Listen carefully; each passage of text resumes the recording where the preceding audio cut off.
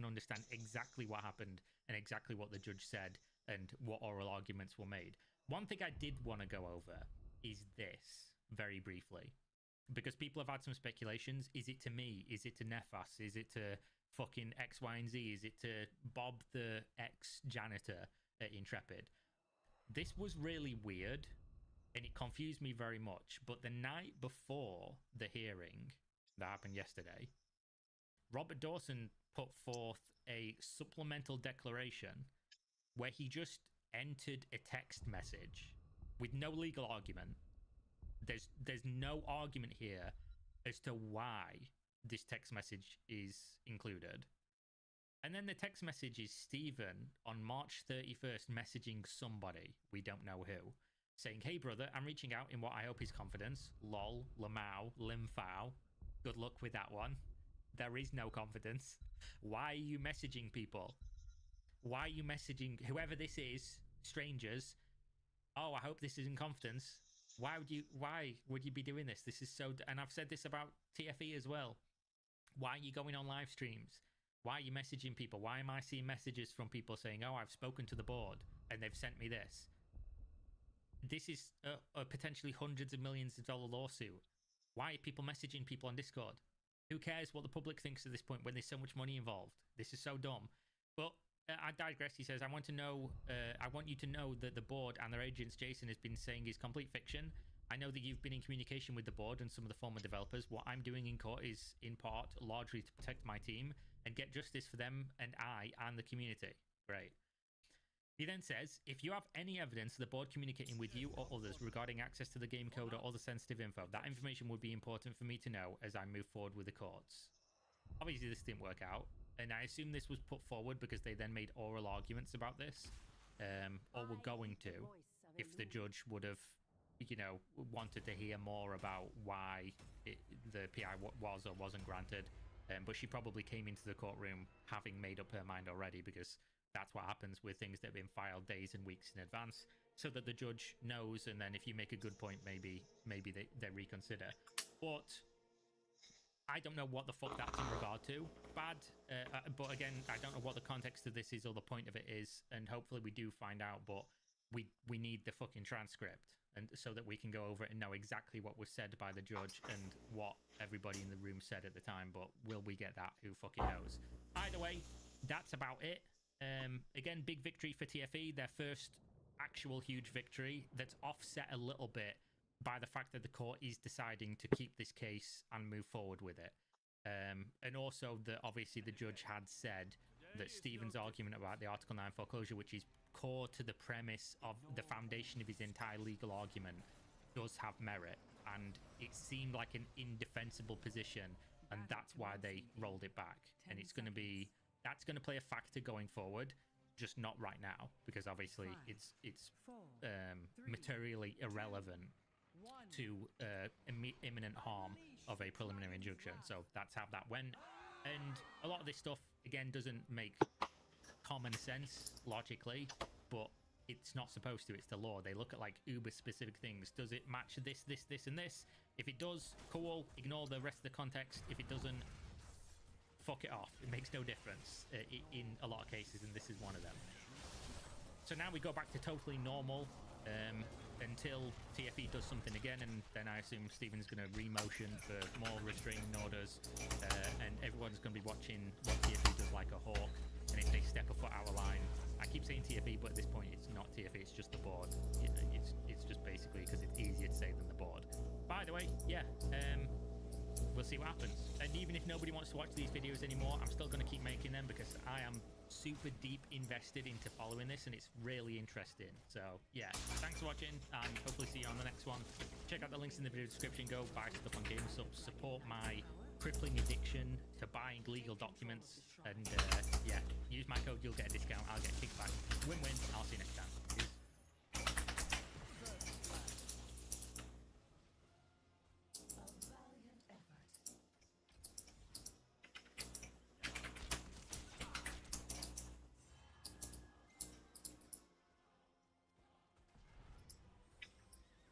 Capture the shrine, inherit the Dragon Knight's power, and lay waste to the Forsaken City.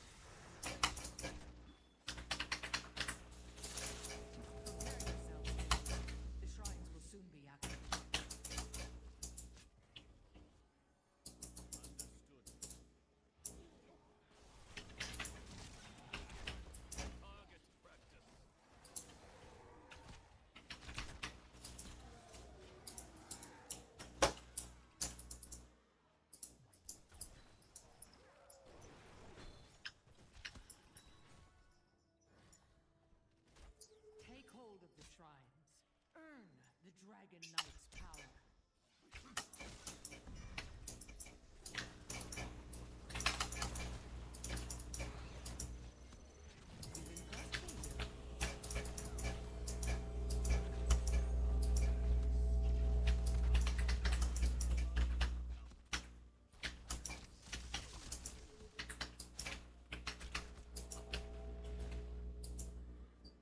Killing spree.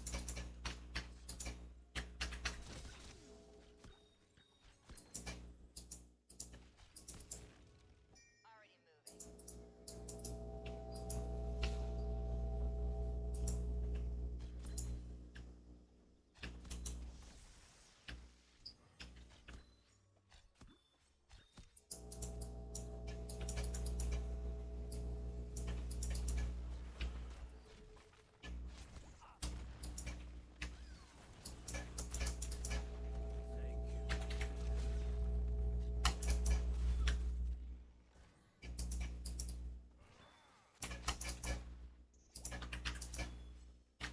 Choose a talent.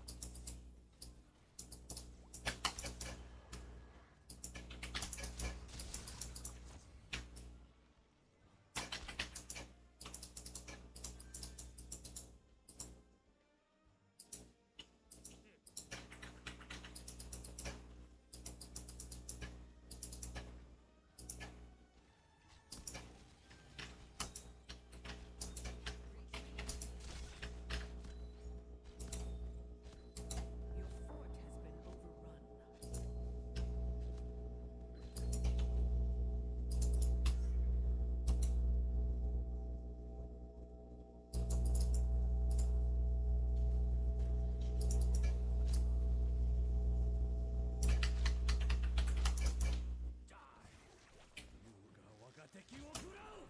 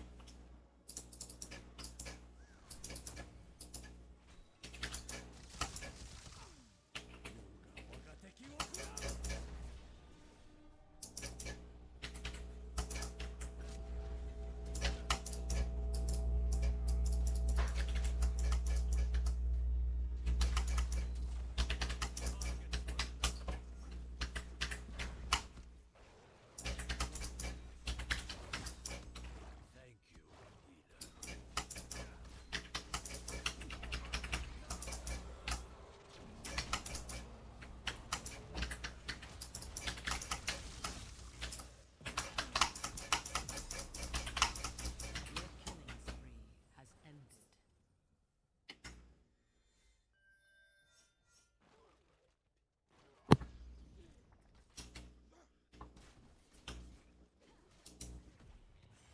The fire comes for you.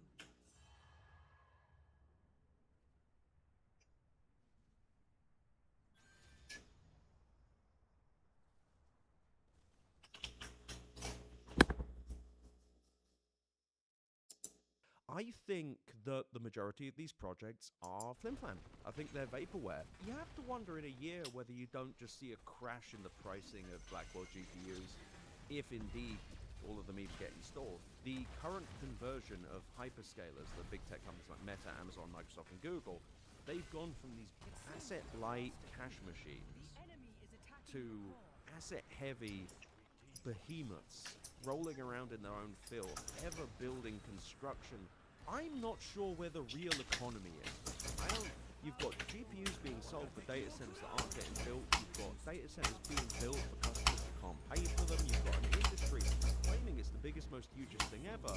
But when you look at the actual user numbers, pathetic.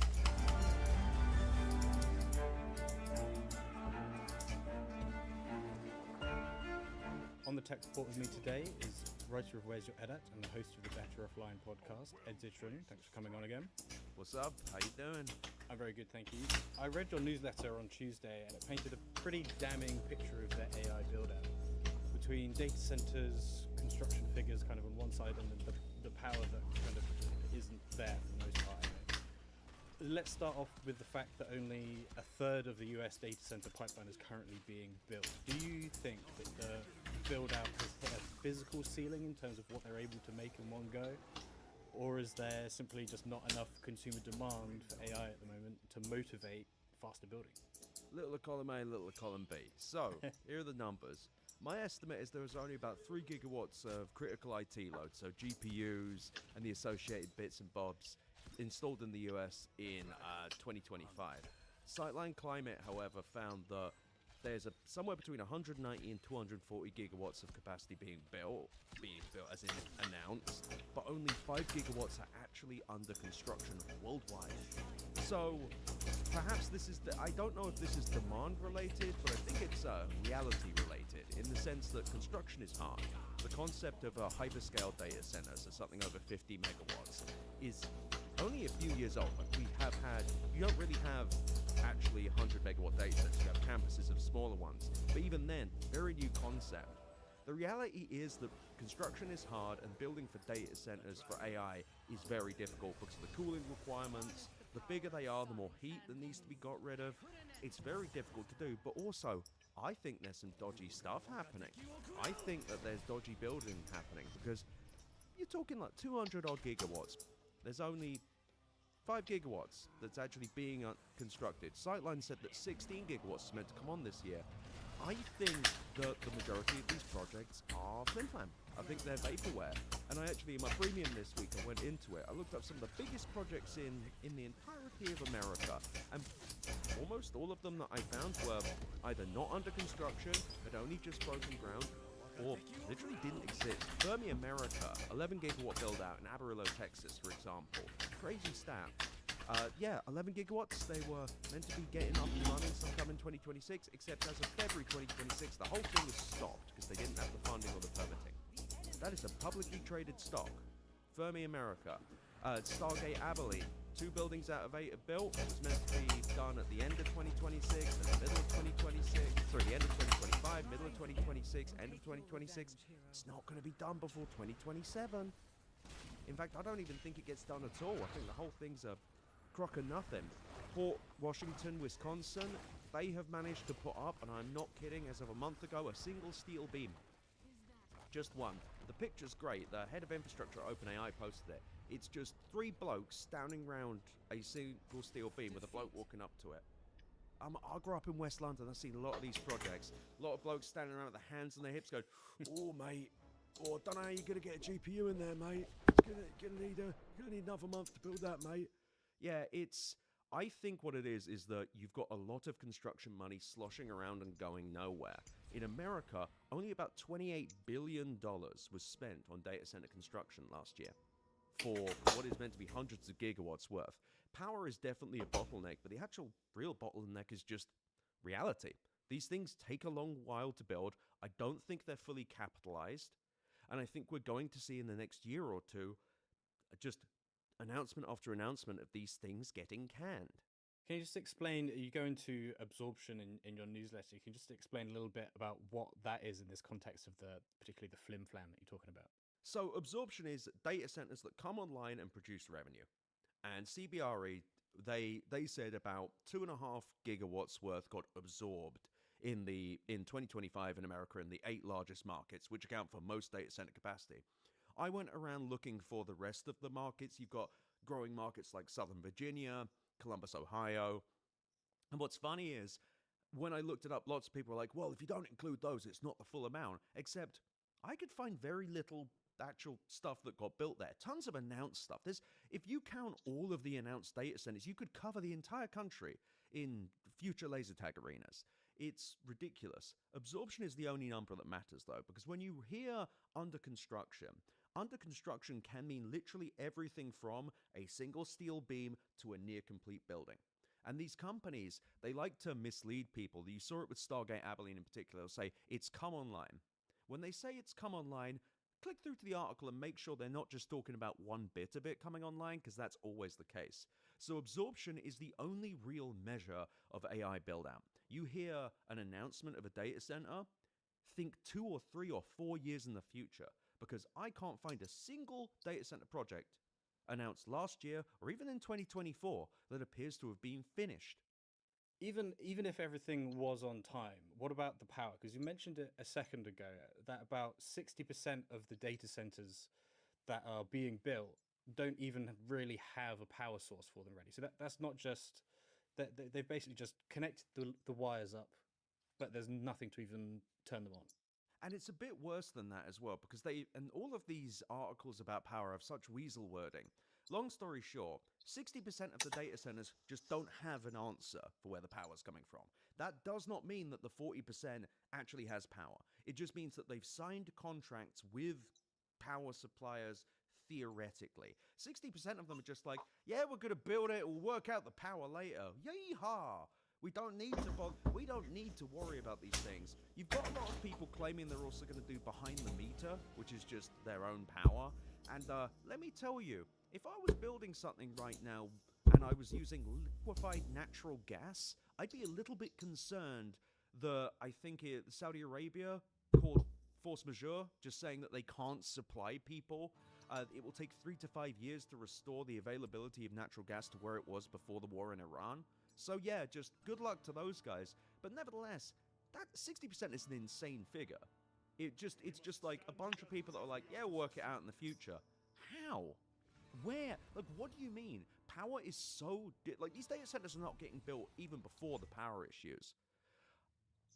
You get to this point where when you really think about it, none of this is real. Like, they're talking about they can't build the data centers, they don't have the power. When asked about the power, they're just like, nah, yeah, you know, we'll work it out, mate. It'll be sometime in the future. But they're not working it out. The power is not getting built to even like 10% of what's necessary. And even if it does come online, that doesn't mean the power's getting to the data center. Did some maths recently that for a gigawatt of power, if you were to just build a solar farm next to your data center, it would be about somewhere between 7 and 10 square miles, which is massive. You'd need, I think, Manhattan to produce about 2 gigawatts. Mm-hmm. So if we think about the time it's going to take to build all of these things and the power question, which is just there, what's happening to all of the insane amounts of GPUs, which are just kind of waiting, I presume? I don't know. I'm going to be completely honest. Though I worked it out that it takes about 6 months to install a single quarter of NVIDIA GPUs. So about 2 years for every year's worth of sales at this current moment. NVIDIA is saying they're going to sell even more of these bloody things. I don't know where they're going. I don't know whether they've gone anywhere. I don't know if they're sitting where... I think they're sitting in a warehouse in Taiwan, inside Foxconn or Quanta or Wirion or Wistron, who are these ODMs, original device manufacturers. So when Microsoft builds a data center, they don't just get the GPUs themselves, put them in their own servers. They buy a server fully built from Quanta or Foxconn, also known as Hon High Precision.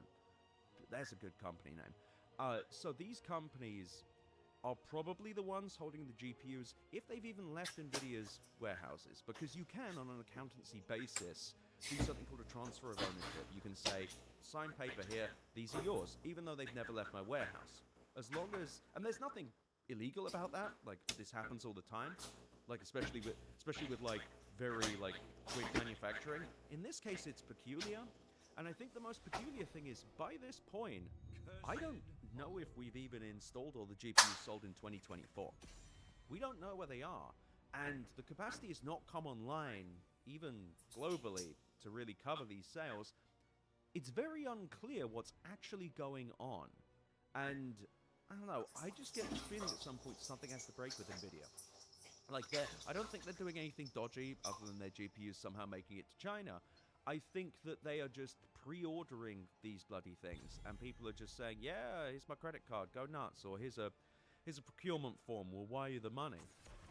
I think with Nvidia what it's going to come down to is something will slow at some point, but if any of their customers have the ability to cancel orders, they are quadruple buggered. They are absolutely screwed, because if people can just pull back their orders, it's over. I just think that it's really weird that Nvidia always beats and raises as well, because if you look around the AI industry, no one else is really making money other than them and the RAM manufacturers and the storage manufacturers. No one. The AI companies don't have a ton of demand that would suggest that they need all that compute. OpenAI only. What's up, guys? Welcome to the stream. Last year. I'm just really beginning to wonder what the reality is, what the actual fundament of the AI bubble really is, because it doesn't appear to be like masses of revenue other than for Nvidia for GPUs that we do not have the physical capacity to install. Doing some basic maths, if you've got 6 months to install a quarter of GPUs, by the time you're installing the last one, it's already 2 years since you bought it. So, like, Yes. why is anybody buying GPUs right now? If it takes so long to get them installed, aren't people just kind of buying expensively built warehouses full of scrap metal that they're gonna kind of have to pay to recycle anyway? That is a bloody good question. I mean, there are Blackwell GPUs going online. Like, we know that Blackwell is available. We have seen you can get them on all sorts of different providers. How much is a good question. And the price is already kind of coming down on them, which is a worrying sign. My question is, and Nvidia does a yearly upgrade cycle. So by the time you get your Blackwells in, you got Vera Rubin. It's like, ugh, I don't want these stinky Blackwell chips no more. Throw them in the bin. I don't need them. I got Vera Rubin. But by the time if you buy Vera Rubin when it comes out, ugh, I don't want Vera Rubin. I got the new thing. At some point, to your point, yeah, it is kind of silly. The only devil's advocate thing could be is like, oh, they're actually installing them in old data centers. But because of the racks they use, the Oberon racks, you can't install them in old data centers. So you either have to gut them or build a new one. But I've looked around like CoreWeave, Core Scientific, Applied Digital, Equinix, all of them. The capacity isn't coming online on the big providers. So is this just 310 megawatt data centers?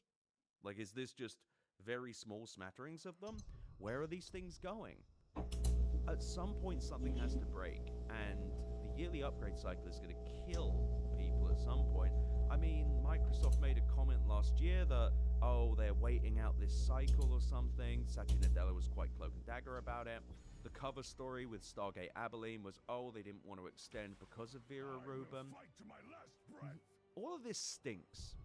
It's quite stinky. There's something up here, because you got so much money in one bit, but elsewhere not that much. And when you go looking, when you actually really try and find data centers full of these things, it's kind of hard to do, especially at scale.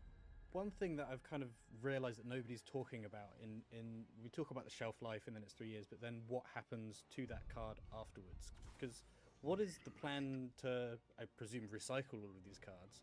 And then the second part to the question is, what does this kind of mean for companies like CoreWeave who have been using GPUs to back their debt? Because if we're going to have a massive amount of GPUs that may never make it even into the racks to be used, then being scrapped, that's surely gonna really make paying back that debt kind of impossible. I mean, yeah, that's the thing with CoreWeave as well. Is funny because they barely brought 300, 400 megawatts of capacity on last year. Like these companies, these neo clouds, they need to bring on way more capacity than they are, because that's the only way they make these giant deals. And the way they work, CoreWeave, for example, is they get a big contract from an OpenAI or a Meta or what have you, and then they say, hey, bankers, look, Meta agreed or OpenAI agreed to pay me all this money. Lend me money so that I can build a data center so they can pay me. It's why you've got like giant piles of deferred revenue that they can't eat into yet. Except it kind of looks like they're using it to build some data centers too, which is a bad sign, because they're going to need that revenue to run the company. So yeah, you have to wonder in a year whether you don't just see a crash in the pricing of Blackwell GPUs, if indeed all of them even get installed. I don't know what happens. It's so weird.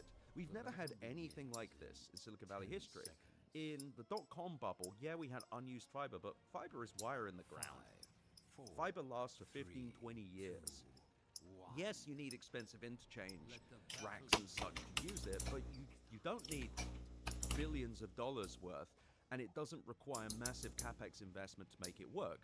The same deal was during the dot-com bubble. There was a lot of old servers that people were able to use.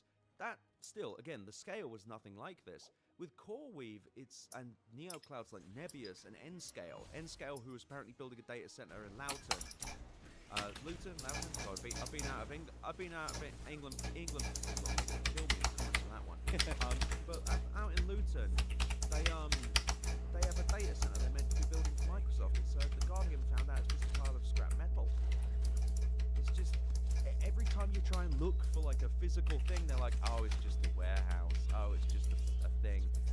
In Denton, Texas, where CoreWeave was allegedly building a data center, they just finally built the final bit of it, I think. They claimed it was delayed because of weather, but when you actually went and looked, the weather was awfully dry at the time. It's just all very bizarre. This is meant to be the AI revolution. Why is it that I can't find anything real?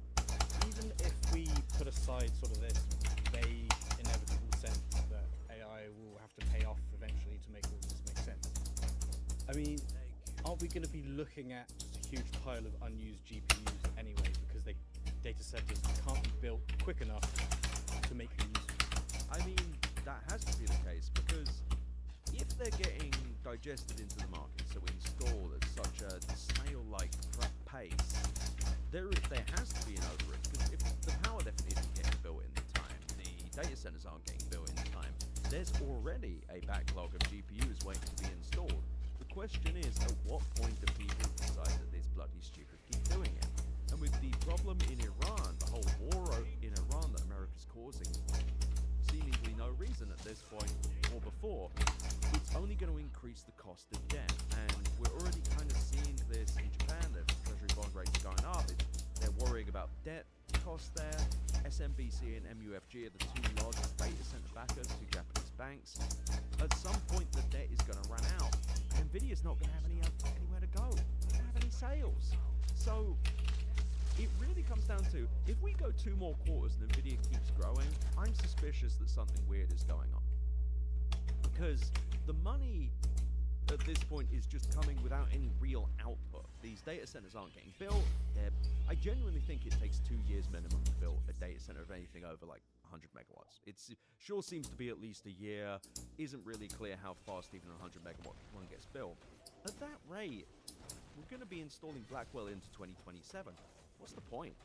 And if these things keep selling, is this just Nvidia looting hyperscalers? Is this hardware guys conning software guys?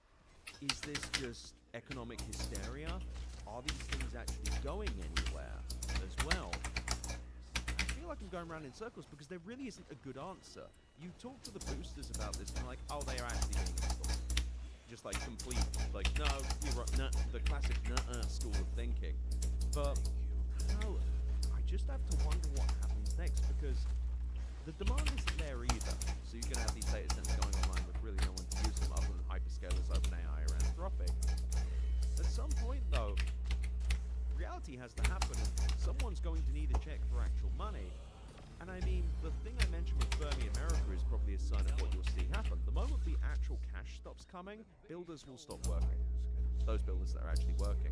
So that'll be one of the signs, but I just wonder when Nvidia's going to stumble, because they have to, because at some point, if they go on another 2-3 quarters of beating and raising estimates, who are they selling? Where are the GPUs going? Because they always sell more. They always sell more and more and more, and they're always more expensive. To whom? To where? I don't know, these are all the kind of reasonable questions you'd expect from the finance media, but I don't see them being asked.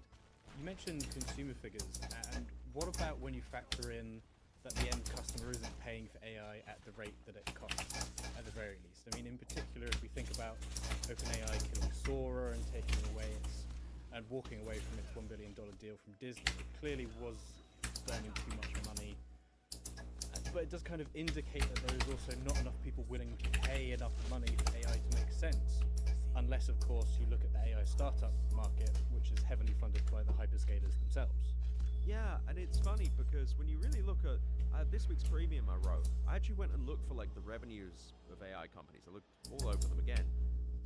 It's pretty much an industry of people who turn $100 million into a few $1 million, or a couple $1 billion into $100 million. That is the economics of the AI bubble. Most of these companies have somewhere between 2 and 8 million subscribers, which sounds like a lot, but it's pathetically small. I also am suspicious of the revenues of OpenAI and Anthropic. They're claiming they're making over $1 billion a month. Really, especially Anthropic, who like this time last year was making like a couple $100 million a month. You're suddenly making $1 billion or $2 billion a month. So suddenly, and no one else within the software stack has seen a lack of sales as a result. That money is just coming out of nowhere. Is it just like the software market is just expanded by several echelons? Because when you remove Anthropic and OpenAI, no one's really making that much money. Like nobody else, no one even close. If Anthropic's making $1.2 billion a month, they say, Cursor is making, Cursor like one of the largest AI coding companies, second largest behind Claude Code, I'd say. They're making what, $110, $120 million a month? No one is close to Anthropic and OpenAI. And it's convenient to say, okay, well, maybe it's because they're so good. No, I don't take that either. Like, Alibaba's not seeing that much growth. They're only losing money. Minimax, who is a publicly traded Chinese AI company, I think they made $50 million of revenue and lost over $200 million doing so.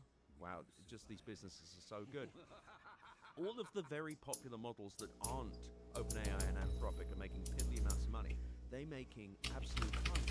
I'm very suspicious of it. But removing those two, I'm not sure who the customers of the data centers will be. If the idea is that, oh, we will just sell this capacity to OpenAI, Anthropic, or the hyperscalers, your choice is two unsustainable companies that are desperate to go public, or hyperscalers that have proven historically to just fire their vendors whenever they want. They have legal teams big enough to do so. I know that Microsoft is doing a $10 to $17 billion deal with a company called Nebius, building a data center out in Buzzard, New Jersey. It's a publicly known information that they have strictures in their contract that if the data center falls behind schedule, they can just cancel the whole thing. So, I'm not sure where the real economy is. You've got GPUs being sold for data centers that aren't getting built. You've got data centers being built for customers that can't pay for them. You've got an industry claiming it's the biggest, most hugest thing ever. But when you look at the actual user numbers, pathetic. A couple million users here and there. OpenAI says 900 million weekly active users. No one else talks in weeklies, OpenAI. You only do that kind of thing when you're trying to hide something. They also admitted, OpenAI, in an academic study they did last year, that they double count users when they're logged out. So if you use it on a different device while logged out, it counts as an extra user. Sure, it's popular, whatever, but it's being used as a search engine by most. And then the people in the comments and various emails I get will be like, well, AI coding is changing everything. Is it? Like, I don't even mean to be sarcastic. What is it changing? People aren't being laid off. I'm not saying it's a good thing. And being replaced by these AI models. You actually have the opposite happening. You have people writing a bunch of code with AI and having to stick around. You need people to look over it. You need someone to make sure it isn't rubbish, and even then it still breaks stuff like they did with Meta and Amazon, who lost 100,000, 200,000 orders. It's not really obvious why we're doing this, other than unless the goal was to have the most annoying hype cycle of all time, in which case, job done, everyone. We've done it. We found something more annoying than the metaverse. If we're building all of these data centers for demand that isn't there, but then also these data centers are late, and also these data centers aren't going to be able to have the power for them once they're built. Why are people not looking at this and saying, well, that's clearly something we should maybe try and figure out not to spend as much money on? I don't know. I mean, I have some theories. My first is that they don't know what else to do. Tech's hypergrowth era is over. They don't have any better ideas. CEOs are increasingly disconnected from productivity on every level. They have been for decades. And so these people don't really experience real problems. They don't really have any real solutions. So all they're able to do as a CEO of a company is hire people, fire people, or buy things. And AI data centers allow them to do all of the above. You get to build a data center, you get to buy GPUs, you get to hire people who are AI experts, you get to fire people who actually do the work. And if you're an executive that's just using, if you're an executive these days, all you do is go to meetings, go to lunch, and talk to yourself. LLMs are amazing for that. But if you do real work, not so much. I think that it's just the final comeuppance of turning the economy over to MBAs, turning them over to the business idiot elite who don't actually deal with anything in reality. Blue Owl, apparently, according to the information, took 15 minutes to decide that they were going to fund Stargate Abilene, for example. The money people think they're geniuses, and when you ask them how they're going to work this out, their answer is, we'll work it. We're just going to get the power. We're just going to build it. The demand will be there. It doesn't...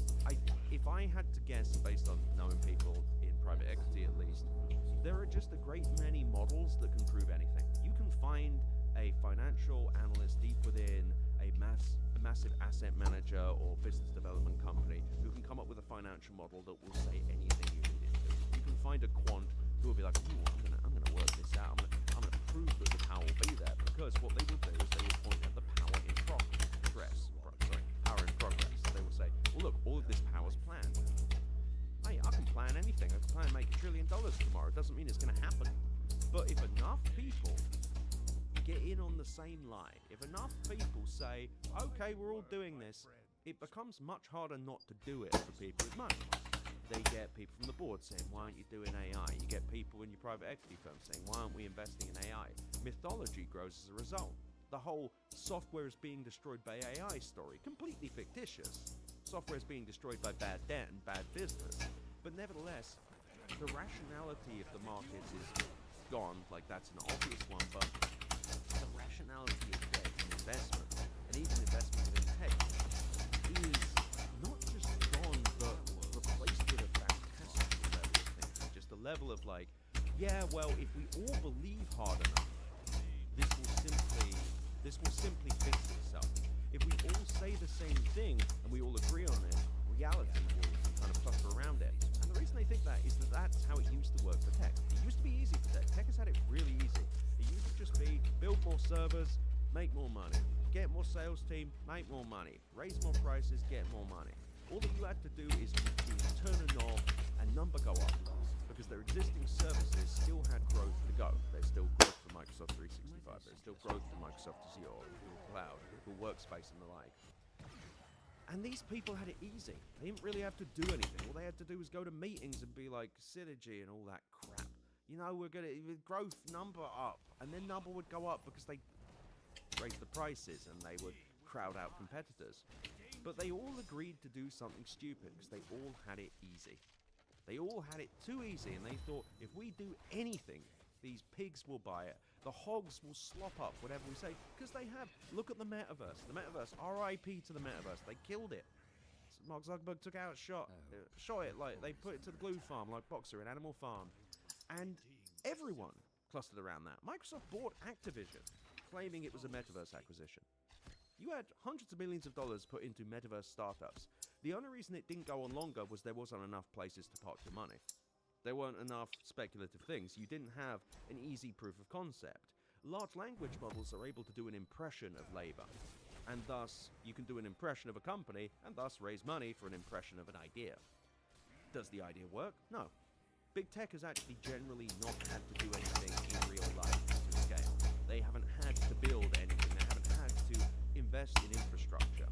The current conversion of hyperscalers, the big tech companies like Meta, Amazon, Microsoft, and Google, they've gone from these asset-light cash machines to asset-heavy behemoths rolling around in their own filth, ever building construction. And for what? Microsoft has been working on Fairwater, their data centers in Atlanta and Wisconsin, for years. And for what? Wow, you're going to spin up hundreds of thousands of GPUs at some point? Okay, why? To what end? What's the net result? What am I looking forward to? The answer is nothing. Well, I'm looking forward to be proven right. You know, I'm looking forward to the truth ringing out, but I just think this era is something we're all going to look back on. Kind of like Roddy Piper in They Live. It's going to be impossible to ignore the people who were pro-AI in be impossible to not look at people like, yeah, they'll just build the data centers, it'll be fine, and be like, I can't trust you anymore. I don't even want to share a cab with you. You're going to try and open the door while it's moving. You're going to try and open the door of a flight to get off before it's landed. I can't trust you. Because you thought LLMs were going to control everything, even though they didn't. And that's because LLMs are really good at conning and grifting. They are both as an actual technology and as a thing that can resemble something else and can be extrapolated from. LLMs allow grifting at a far larger scale than productivity. Because think of it like this. I read every day a comment where someone says, well, the coding models are good now. I mean, in 6 to 12 months. And it's just like, 6 to 12 months, I will become Spider-Man. I will find a radioactive spider, it'll fight me, and I will become Spider-Man. Like, we don't, and there are spiders, there's radioactivity. Why are you being an asshole? Why I'm gonna become Spider-Man. That's about as realistic. Yeah. And it's sickening.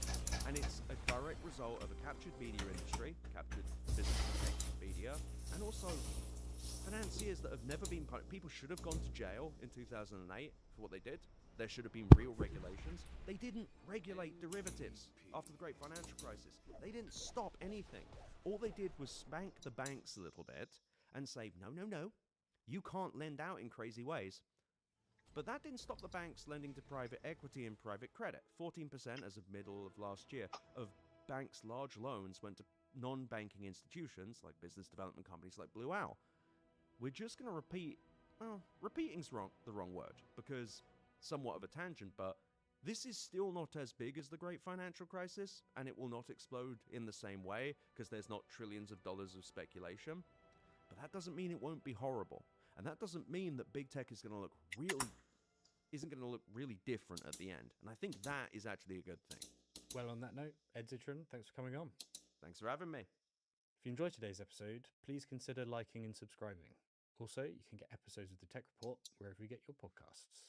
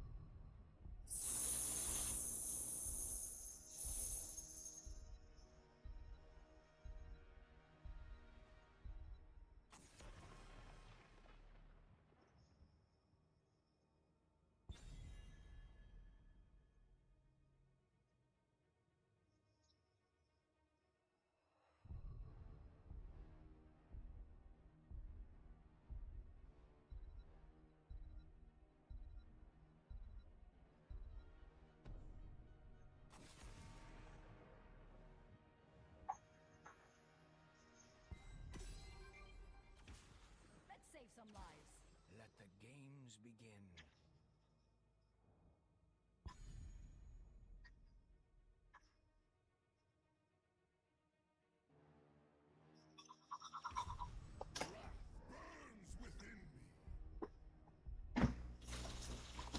I hear the call.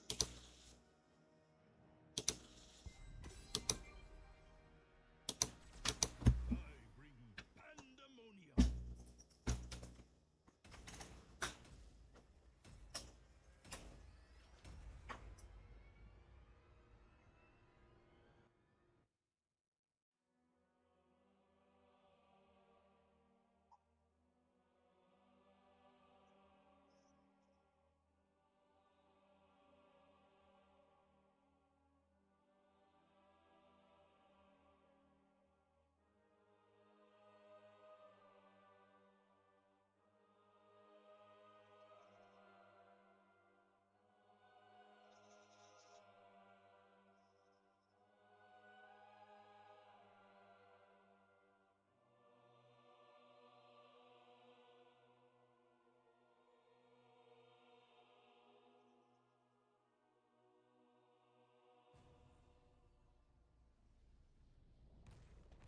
Prepare yourselves for battle, heroes. Hope you're ready to kick some arse. Ah, but the battle begins regardless.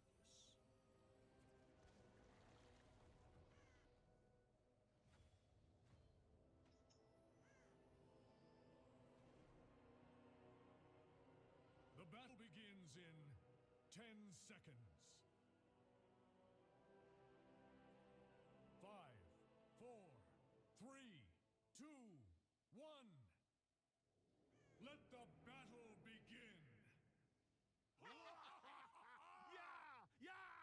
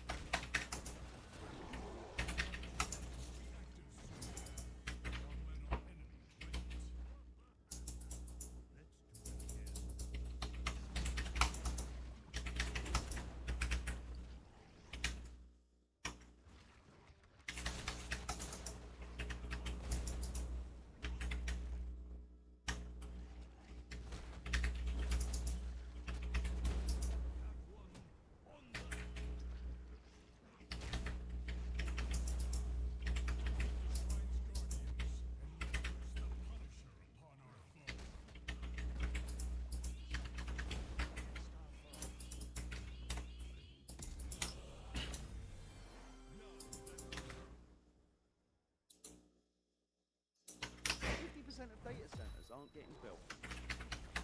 That should create a market panic. It doesn't, because I think it's just a confidence game at this point. They will start having to unwind trades. They will have to also look past the AI bubble and say, what's next? There isn't anything. And the longer that people cling to mythology, and the longer that people use these flimsy, half-assed ways of defending the AI bubble, the worse things get when it explodes.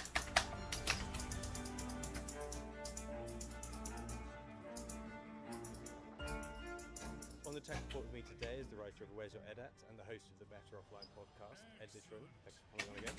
Thanks for having me. People have compared the 2008 subprime crash to the AI bubble before, and we've spoken about it as well, but focused on some of the differences, in particular that the unbalanced overinvestment that we're seeing now as compared to the sort of irresponsibly sold and overvalued mortgages that were going around in 2008. But that said, in your newsletter this week, you focused on the similarities and you spell out what you call the subprime AI crisis. If you can explain. If you remember The Big Short, there's the stripper with the 5 mortgages. This is kind of what the AI bubble is like. So if you think of it like this, the housing bubble as people know it was not real. It was houses bought and sold and all that, but the actual valuation of housing at that time was massively inflated by the easy access to money. It was the fact that anyone could get a mortgage. You had Washington Mutual that was eventually acquired, I think, by JP Morgan Chase, that they were just giving out mortgages. There was a famous story of a mariachi singer who claimed to have 6 figures, and he managed to get his mortgage by showing a picture of himself as a mariachi singing in front of the house. So, in the same way that housing was massively overinflated, and indeed, the housing boom was only possible with lax mortgage investment. Well, it's the same thing with AI. AI is not a real industry. If it was a regular industry that was held to the same standards as, I don't know, a regular business, like, hey, you need to have a path to profitability. Hey, you can't just lose 5 times what you make. It wouldn't happen. These companies wouldn't have the valuations they have, they wouldn't have had the scale they have. None of this would be possible. And the subprime AI crisis is what so if you remember back in the 2008 crash and the lead up to it, people had these adjustable rate mortgages, so they started out with low teaser rates and they're very affordable, and people signed them up, signed up for mortgages even without really understanding what they meant. In the same way, AI startups are building on top of AI models that are going to get more expensive. They're only affordable when they come with easy subsidy. And you have people subscribing to AI services like Claude who don't realize that they're building their workflows on top of something that has to get worse, that has to get more expensive, because right now they're heavily subsidized. This entire thing, the subprime AI crisis I call it, is what happens when the costs start becoming real, and when the companies in question, Anthropic and OpenAI, start increasing their costs as a way of rate limiting in some cases, as a way of starting to become more efficient, though I don't think it's actually makes them more profitable. You mentioned rate limiting there, and Anthropic has given us a perfect example very recently of raising their usage limits, I think in quite a promotion, and then bringing them down, leading to lots of complaints about it. How are AI companies, or if we take Anthropic kind of specifically, how are they ever going to climb down giving people £5,000 essentially in exchange for 200? So that's the thing, that's the subprime AI crisis. Misspoke in the last answer. It might make them more profitable, but I don't think it's going to make them profitable. Now, these rate limits are particularly grisly because what Anthropic did was in the middle of March, they started a 2x off-peak plan. So off-peak rate limit increase. And then a day before it was due to end, they then announced rate limit lowering. So during peak hours, which is like 5 a.m. to 11 p.m. So just like all waking hours, I guess, rate limits would be much, much smaller. And if you go on Twitter, or X, everything happens, whatever they're calling it these days, and search Claude limit, you will see people screaming like they're being stung with their lightnings. Because the argument has always been in the AI bubble, well, this is what companies do. They just charge a little bit, and then when they get the attention and they get the users, they just raise the prices. Except when you look at how people are reacting to rate limits so that they can no longer burn thousands of dollars worth of tokens for a $200 a month subscription or $130 or $100 a month subscription. They are freaking out. These aren't people that are going to respond well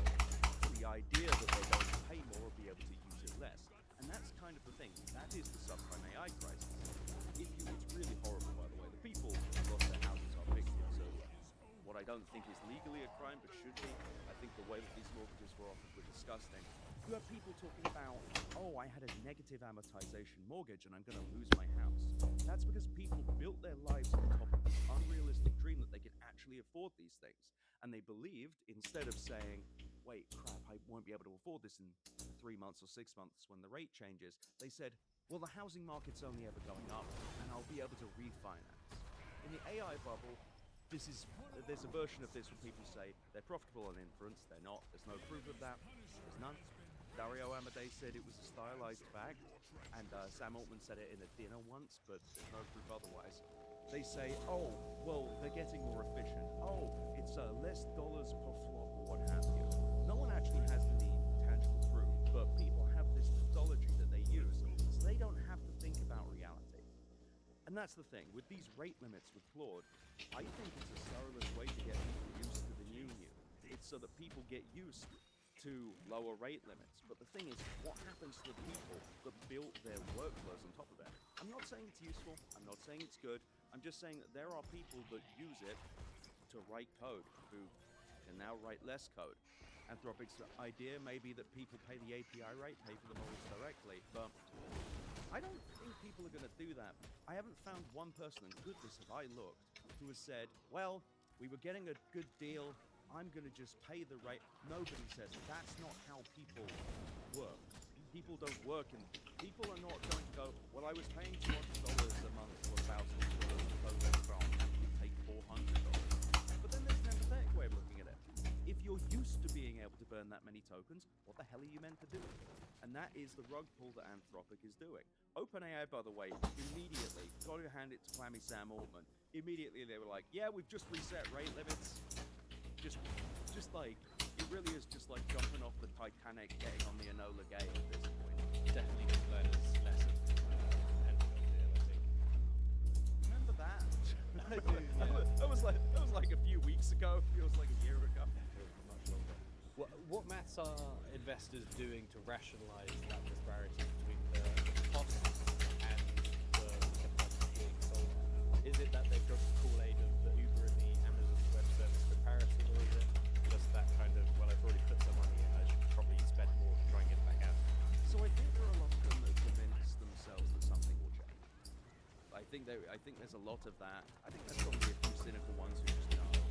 I do think it's the Amazon Web Services one, which is untrue, by the way. $51 billion normalized for inflation in 10 years.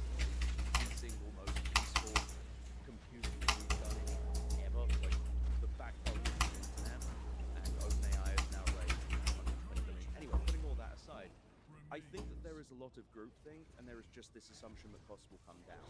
I don't think many of them have done the maths. My favorite one, though, is that you have a few venture capitalists just claiming incorrectly that Anthropic has positive gross margins on serving their models. There's no proof of this.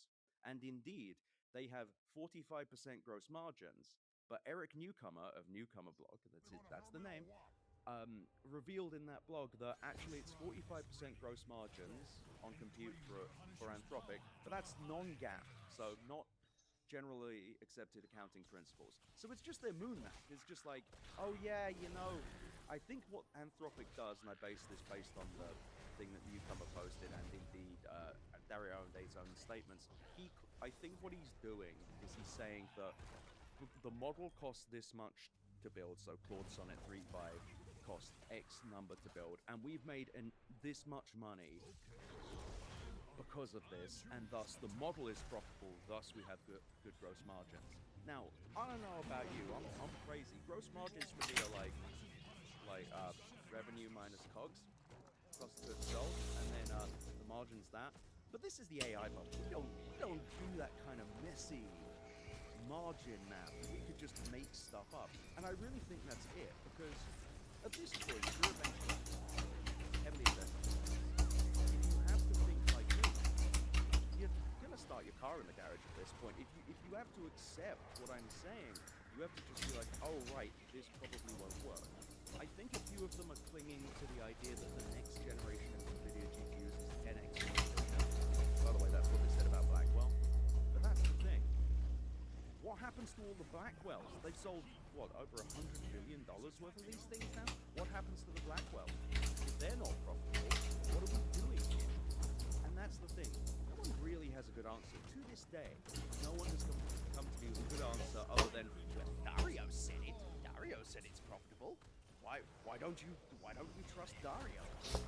Looking at some of the news you've seen lately, in your newsletter you said one of the pale white horses of the AI bubble is if data centers deals start getting delayed or cancelled. And in Bloomberg, they reported yesterday that almost half of the US data centers planned for this year are expected to be delayed or cancelled. And in fact, in the FT today, there was a story about a 2 gigawatt data center deal between the AI startup Poolside and CoreWeave